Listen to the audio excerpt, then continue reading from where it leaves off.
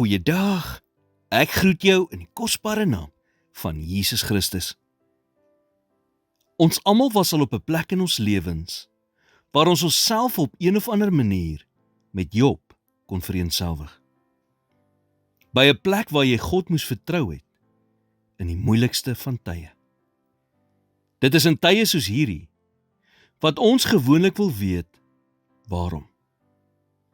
Waarom moes dit nou gebeur het? Waarom moes dit met my gebeur het? Jy sien, Job kon ook sy hele lewe lank gevra het waarom hy soveel pyn en lyding moes deurgaan.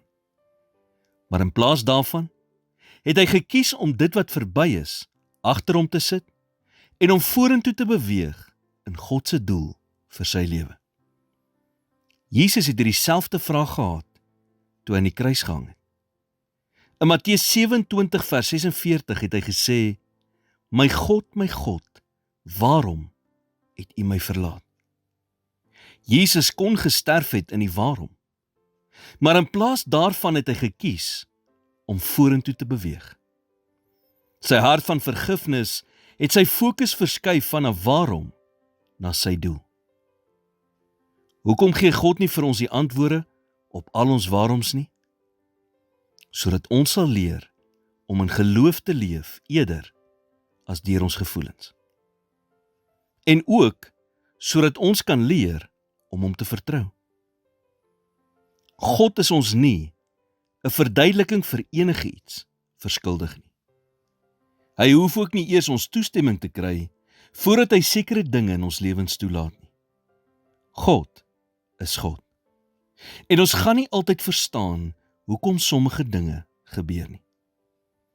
Die Bybel sê in 1 Korintiërs 13 vers 12, want nou sien ons deur 'n spieël in 'n raaisel, maar eendag van aangesig tot aangesig.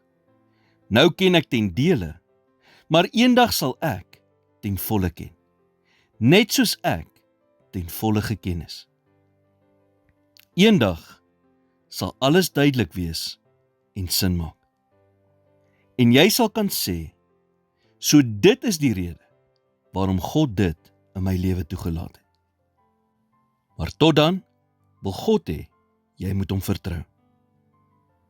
Maak egter vandag 'n keuse, dat al maak niks sin nie, en al voel dit asof God jou verlaat het, jy nie sal vashaak in die waaroms nie, maar vorentoe sal beweeg met die volle vertroue dat hy in beheer is.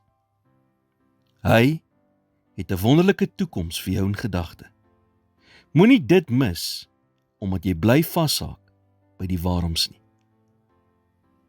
Here, help my om op U vermoë te vertrou en nie op my eie nie.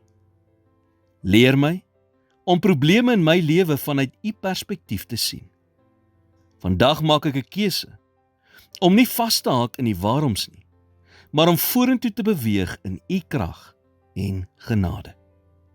In Jesus naam bid ek dit. Amen.